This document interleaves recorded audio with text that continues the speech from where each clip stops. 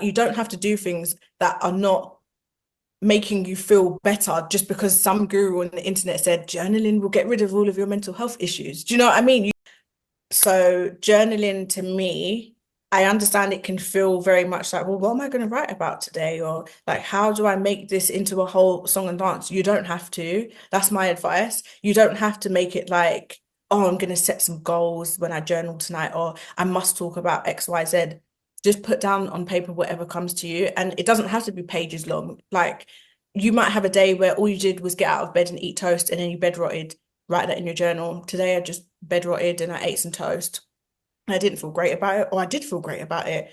Good night. Speak to you tomorrow, diary. I think people make journaling this whole like big thing, and I'm not trying to take away from it because I know there's lots of gurus who talk about journals and they sell their journals and all of this stuff, and you should be writing affirmations and going off on this long tangent of going into your emotional well-being. I don't think it has to be that deep. It really doesn't. It's about you. It's about what works for you and how you want to express yourself. But I think when we're trying to help ourselves, we make this whole like tasks of it. It almost becomes chores. Like, oh God, I've got to drink my 2 liters of water today. I've got a journal today. I then have to do some exercise. I think we need to understand that healing is supposed to be fun. So when you're journaling, it can look like whatever you want.